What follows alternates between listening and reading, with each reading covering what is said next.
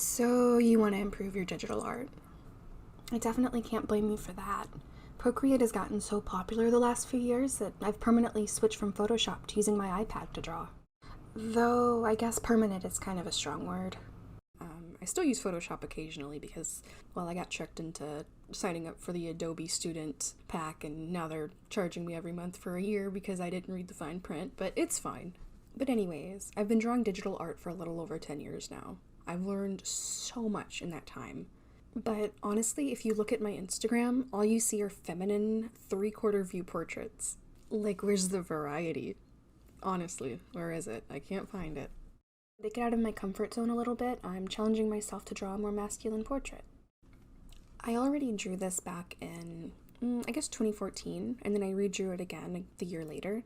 Honestly, I think the 2014 version is better than the 2015. You could say the 2015 has more vibrancy or color, but it's not even my style. I just went in so hard to make it seem like I had improved, but I honestly hadn't.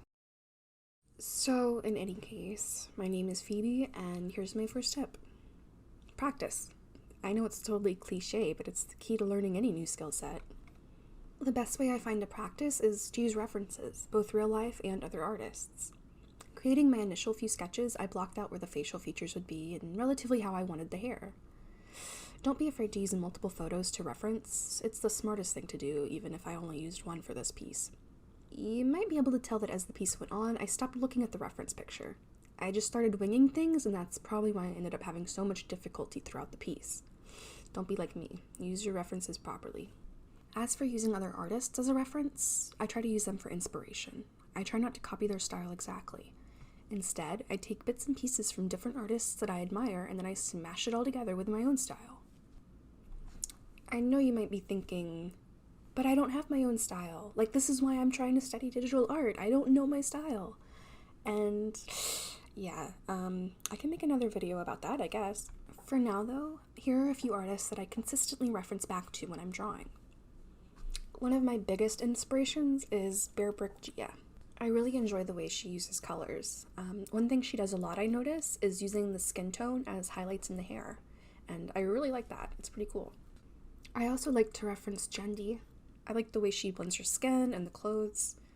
And Sarah Tepes is another artist I really like. I enjoy the overall vibe of her art. Experimenting and practicing is all well and good, but the next step I have is to learn your art program. Take advantage of everything creating digital art has to offer, because there's a reason why people sometimes refer to digital art as cheating. We have a lot of powerful tools at our disposal, but we still need to learn how to properly use these tools. Learn what all your art program offers. It can be super intimidating to get out of your comfort zone and start using more than just the basic tools. But look up a guide for how your program works and go from there. Once you know how to use everything properly, you'd be surprised at how much easier it gets to make the art you really want to. And it really does kind of feel like cheating a little bit. A tool that you can see I use a lot in Procreate is the Liquify tool. Using Liquify and Distort can help significantly in every step of the art process, but I mostly like to use it to make sure my foundation is strong. If you place down the eyes and they don't look exactly right, don't be afraid to open up that Liquify tool and just move things around until it looks decent. That's a trick to not having to study anatomy. But speaking of foundation, make sure it's strong.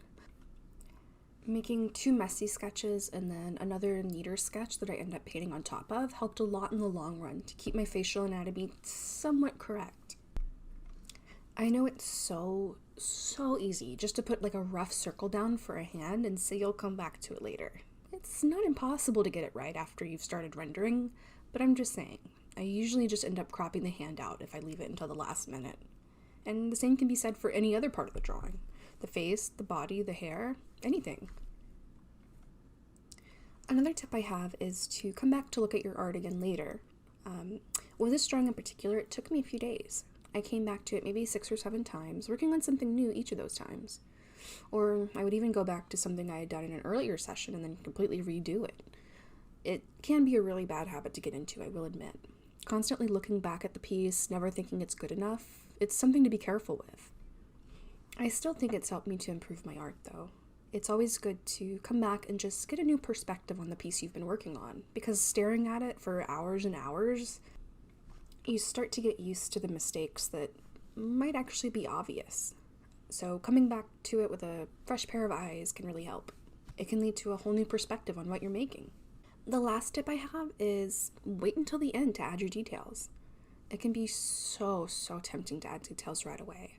We all like adding gloss to the lips and shine to the eyes, but rendering usually isn't done when you think it is. I made that mistake a few times in this piece, adding light to the eyes when I really wasn't even happy with how they looked. And so when I came back to it the next day, it was like, why did I do that? I have to start completely over with the eye because it doesn't work. Adding detail a little bit sooner than you need to can be okay though if you do it on a new layer and then keep it separate from the rest of your drawing. When you're happy with how the base looks, you can merge the details down and see how it goes. Similar to making sure your foundation is strong, making sure you're happy with your rendering before adding the small details really is key. Improving any skill will ultimately take practice, and digital art is no different. I've got a bunch of other tips on how I've personally studied art, and I can't wait to make more videos on the topic. If there's anything you want to hear me talk about specifically, let me know. In any case, thanks for watching, and don't forget to subscribe to the channel and check out my Instagram. I hope the rest of your day is as lovely as you are. Improving any skill will ultimately take practice, and digital art is no different.